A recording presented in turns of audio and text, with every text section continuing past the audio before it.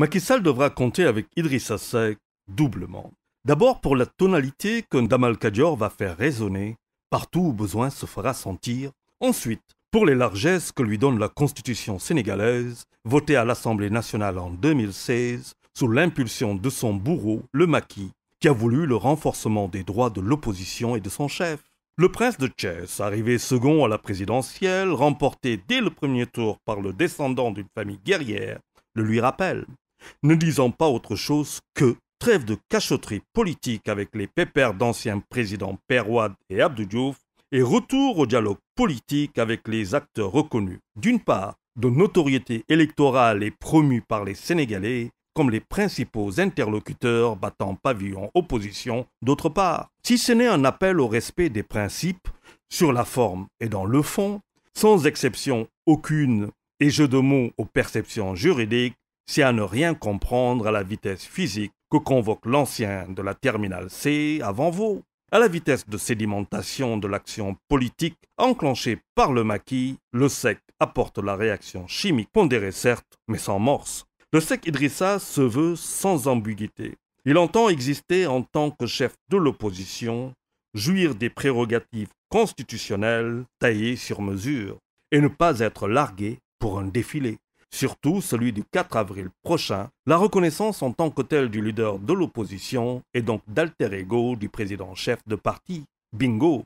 Cela vaut bien la revendication calculée d'une victoire arrachée, des félicitations au leader de l'opposition recalé et ou battu à la présidentielle, et bien sûr des remerciements aux 800 000 Sénégalais qui lui ont accordé leur préférence et les autres qui ont choisi le Sonko, le pur Issa Sall ou Madi Kenyan Totoj. C'est à croire que Damal Kadior a fini par comprendre, comme le disait l'économiste français Georges Elgozi, que la politique est l'art de rendre possible ce qui est nécessaire et que le nécessaire est bien entendu d'être élu. En 2024, reste si mes souvenirs sont bons, que le prince de Thiès avait soutenu dans les années 2000 qu'il prendrait sa retraite politique à 63 ans, en 2022, en référence à mais Marat apportera certainement des éclairages, il nous le doit, à moins que ce furent des paroles en l'air. Toujours est-il qu'il marque le territoire et ce n'est pas plus mal, même si le principal concerné se tape du bon temps à Abu Dhabi. Le repos du guerrier. Difficile d'en vouloir au Macky, il faut bien qu'il reprenne des forces, réfléchisse à son gouvernement de guerre pour sa succession définitive et s'éloigne sûrement et surtout des safaras ministériels. Tout le monde ne sera pas reconduit, et ça, tous les ministres le savent.